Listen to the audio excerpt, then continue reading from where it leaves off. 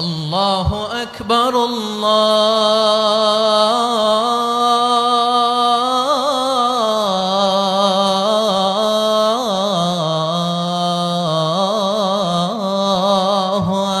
আকবার। আবু মাহজুরা এই বাক্যটা বললেন। বিশ্বনবী আবু মাহজুরার মাথার মধ্যে হাত দিয়ে তৃতীয় বাক্য বললেন, আশহাদু আল্লা ইলাহা ইল্লাল্লাহ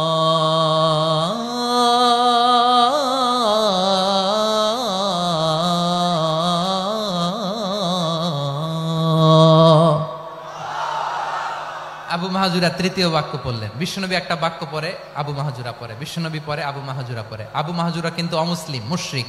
আবু মাহজুরা বলে, এক একটা বাক্য পড়ি আমার কলিজাটা গলে ঠান্ডা হয়ে যায়। এতদিন মোহাম্মদকে গালি দিতাম, এখন মোহাম্মদ আমার মাথায় যখন হাত রাখছে আমার সারা শরীর ঠান্ডা হয়ে গেছে। বিশ্বনবী আজান শিখাচ্ছেন, একটা একটা বাক্য পড়ে আবু মাহজুরাও পড়ে, বিশ্বনবী পড়ে আবু মাহজুরাও পড়ে। পুরো বাক্যগুলো যখন শেষ, আজান শেষ, আবু মাহজুরাও যখন পুরো আজান পড়লেন, আবু মাহজুরা বললেন, এতদিন মোহাম্মদের চেহারা দেখলে আমার ঘৃণা লাগতো, আজ থেকে মোহাম্মদের চেহারার চেয়ে প্রিয় চেহারা আমার কাছে নাই। আবু মাহজুরা বললেন, ও মুহাম্মদ, আজানের বাক্য তো আপনি আমারে শেখালেন, এখানেই শেষ করবেন না, আপনি আমারে পড়ায় দেন লা ইলাহা ইল্লাল্লাহু মুহাম্মাদুর রাসূলুল্লাহ সাল্লাল্লাহু আলাইহি ওয়াসাল্লাম। বিশ্বনবীর সাথে দাঁড়িয়ে উনি শাহাদা পড়ে মুসলমান হয়ে গেলেন। এবার আবু মাহজুরা বলে, ইয়া রাসূলুল্লাহ, ইয়া হাবিবাল্লাহ, আমি মুমিন হয়েছি, মুসলমান হয়েছি, আপনার কাছ থেকে আজান শিখার সৌভাগ্য আমি লাভ করেছি গো নবী।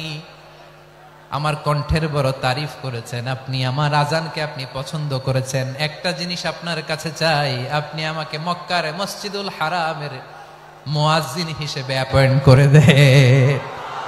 বিষ্ণু ঈসা ইসলাম বললেন, যাও আবু মাহজুরা, আমি তোমাকে পৃথিবীর শ্রেষ্ঠতম মসজিদ মক্কার মসজিদুল হারামের মুয়াজ্জিন হিসেবে অ্যাপয়েন্ট করে দিলাম। দেখছেন কিভাবে ট্যালেন্ট হান্টিং করতে হয়, কিভাবে হিউম্যান রিসোর্স মানব সম্পদকে ব্যবহার করতে হয়।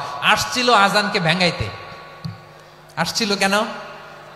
আজানকে ব্যঙ্গ করার জন্য, বিকৃত করার জন্য। আজানকে বিকৃত করতে যে ইসলামের সবচেয়ে শ্রেষ্ঠ মসজিদের মুয়াজ্জিন হয়ে গেল। পড়েন সুবহানাল্লাহ। হযরত আবু মাহজুরা রাদিয়াল্লাহু তাআলা আনহু ওনার এই সুললিত কণ্ঠ ব্যবহার করে মসজিদুল হারামে এত সুন্দর করে আল্লাহু আকবার বলে আজান দিতেন, মানুষগুলোর, মুসল্লিগুলোর, মক্কাবাসীর হৃদয়কে তিনি বিগলিত করে দিতেন, মানুষের হৃদয়কে ঠান্ডা হয়ে যেত। শুধু এখানেই শেষ না আমার যশোরের ভাইয়েরা।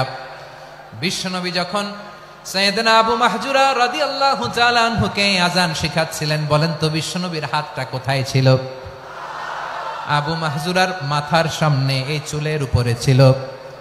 আবু মাহজুরা ওই স্মৃতিটাকে ধারণ করবার জন্য, ওই স্মৃতিকে বহন করার জন্য বিশ্বনবীর মোবারক হাত আবু মাহজুরার কপালের চুলের যেই জায়গায় লেগেছে, মৃত্যুর আগের দিন পর্যন্ত আবু মাহজুরা মাথার ওই চুলে কোনোদিন ছুরি আর কামার লাগায় নাই,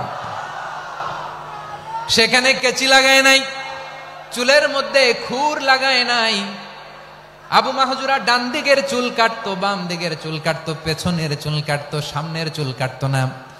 আবু মাহজুরা রাদিয়াল্লাহু তাআলা আনহুর সামনের চুলগুলো বড় হতে হতে যখন এত বড় হয়ে যায়, তিনি চুলগুলো পেঁচিয়ে মাথার মধ্যে রাখতেন, তারপরে তিনি পাগড়ি পরতেন। সবাই জিজ্ঞেস করতো, আবু মাহজুরা, এটা আবার কেমন স্টাইল? দেখতে তোমারে কি বিদঘুটে লাগে? কেমন অড লাগে? কেমন খারাপ দেখা যায়? মক্কায় এমন কোন মানুষ তো দেখি নাই, ডানে চুল কাটে, বায়ে চুল কাটে, পেছনে চুল কাটে, সামনে কাটে না। ওরে আবু মাহজুরা, কেমন দেখা যায় তোমারে? তুমি সামনের চুল কাটো না কেন?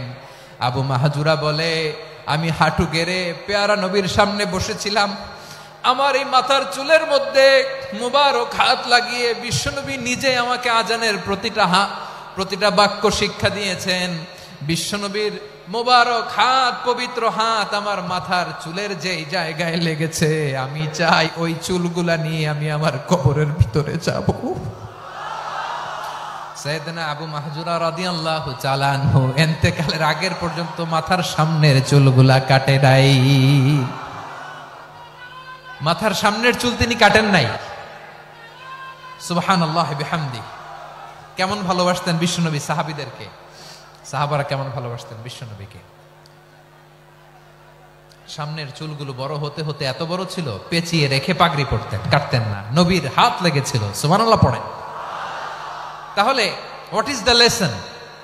মোরাল অফ দ্য স্টোরি কি? মোরাল অফ দ্য স্টোরি হচ্ছে, আসছিল আজানকে ব্যঙ্গ করার জন্য, বিকৃত করার জন্য, হয়ে গেল মসজিদুল হারামের মুয়াজ্জিন। দেখেন বিশ্বনবী একটা খারাপ সিচুয়েশনের মধ্যে থেকে কি ভালো জিনিস বের করে আনলেন। আমি যে শুরুতে বলেছি কিভাবে তিনি হিউম্যান রিসোর্সকে ডেভেলপ করেছেন, ম্যানেজ করেছেন। তিনি যে চৌকস ট্যালেন্ট হান্টার ছিল, দেখেন সবার মধ্যে থেকে এর বাছাই করে মুয়াজ্জিন বানাই দিয়েছেন। সুবহানাল্লাহ পড়েন। তার মানে এই না সবাইরে ধরে ধরে উনি মুয়াজ্জিন বানাইছেন। যার যেই ট্যালেন্ট আছে তাকে ওই কাজে অ্যাসাইন করেছেন। যার যেই প্রতিভা আছে তার প্রতিভাকে ইসলামের কাজে লাগিয়েছেন। সুবহানাল্লাহ পড়েন। যায়েদ বিন সাবিত রাদিয়াল্লাহু তাআলা আনহু নাম শুনেছেন? যশোর কথা বেরোয় না। যদি জিজ্ঞাসা সালমান খানের নাম শুনছেন, সবাই হাত তুলবে, জি হুজুর শুনছি, মানে সব দেখা শেষ। সালমান খান, আমির খান, অমুক খান, সব খান মুখস্থ, কিন্তু যায়েদ বিন সাবিতের নাম মুখস্থ নাই মুসলমানদের।